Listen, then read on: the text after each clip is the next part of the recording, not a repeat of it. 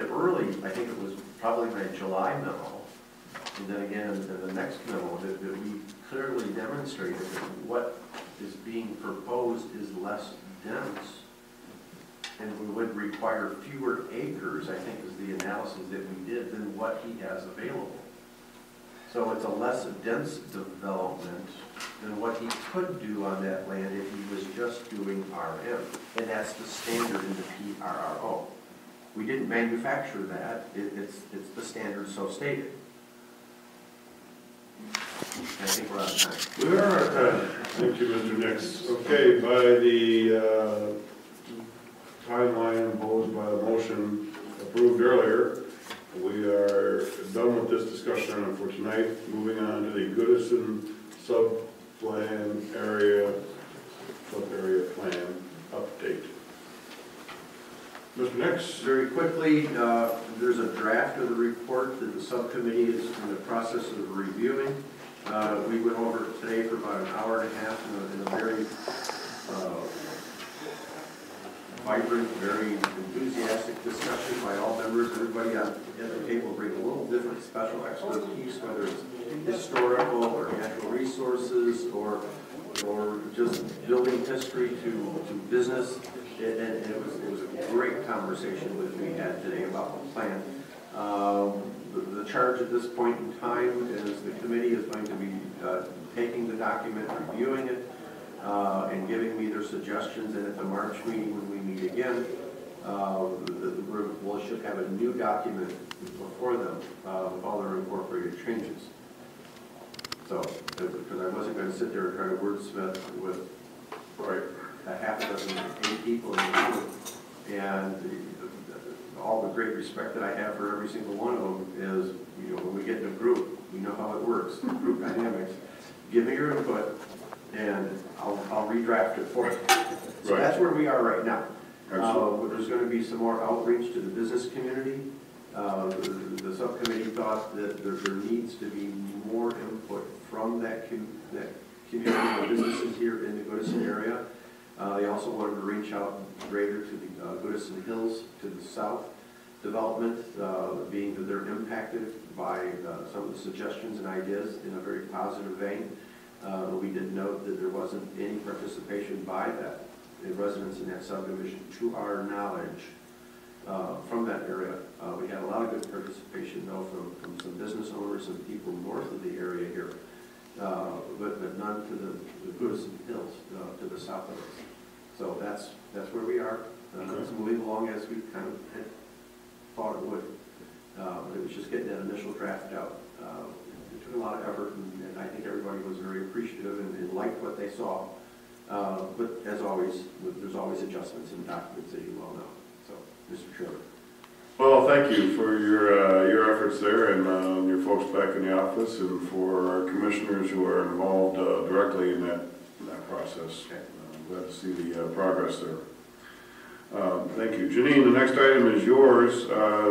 You had wanted to begin a discussion of the Michigan Planner magazine article, and I'm wondering if you would consider pushing it to the next meeting. Certainly. Just 2 points. One, I think everyone got a copy. It's this issue of the planner document, which are so useful to read. Did everybody receive a copy of that? Did everybody get my email as well as your copy in the mail? And there's an article in there that says 14 ways to build a better commissioner. And I thought it might be worth our time to go down this list of 14 suggestions from the Michigan Association of Planning.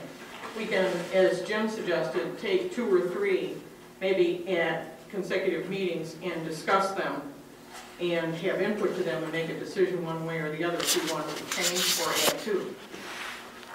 In time possibly for the next meeting or the next time we meet, one of the first ones on this list is the bylaws, and you should know that the bylaws for the Planning Commission are on the website. They're easy to print off. It's just 5 pages, and it's dated, adopted September 3rd, 1996, so it might behoove us to do a quick review and see if we want to make any changes. When I did, and this is my second point, when I did a quick read here, it said that the officers are elected at the February meeting, and that was my second point. I just wanted to bring that up. Cool. There's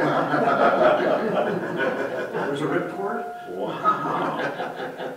But given that nobody's sitting here, maybe we won't have to elect anybody, no.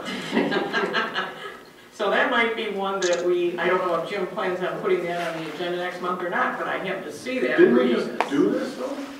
A year ago. Yeah. 1 year ago. Cool. Yeah, we do.